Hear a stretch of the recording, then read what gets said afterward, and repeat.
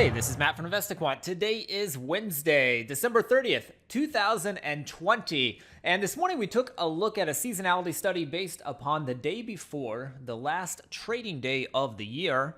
And historically, it had been a little bit of a weaker day. Now, so far today, we've had a very quiet session. We're currently trading right around the open, but the market hasn't really gone very far from its open in either direction today. The range is very light. The S&P currently just has 10 points of range, which is relatively light to what we've been seeing here recently. So we've got a quiet session forming right now. But what I want to do this afternoon is take a look at what has happened historically as we approach the close on this day before the last trading day of the year. So I'm going to go ahead and update this study that we did this morning looking at the afternoon session of all four instruments. The setup is going to be based upon entering the market at 2:30 p.m. Eastern Time.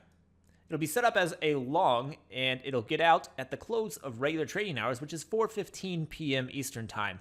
Now, this study, again, based upon the day before the last trading day of the year.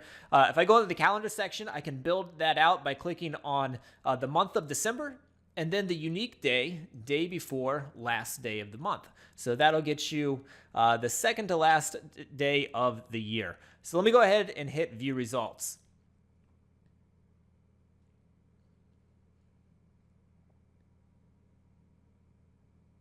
And here we go. These are the results of going long at 2:30 p.m. Eastern Time, exiting at the close 4:15 p.m. Eastern Time on the second to last day of the year. And we've got data going back to 2003 on this study. When we looked at it this morning, the results were pretty weak. If we look at it this afternoon, they're still fairly weak, but not as weak as they were off the open this morning. So the numbers aren't quite as bad. Of course, these are small sample sizes, so keep that in mind. This happens once a year, and we've got data going back to 2003. So 17 samples across all the markets here, and the win rates on them all coming in less than 50%. S&P pretty close to 50%, so not a big difference there. NASDAQ a little bit weaker, 41%. That's the same win rate that the Russell is seeing, and the Dow is the weakest at 35%. So none of these are strong. They are all at least slightly weak, with the Dow being the weakest of the group. A quick look at the average win and average loss shows the average loss here for the S&P has been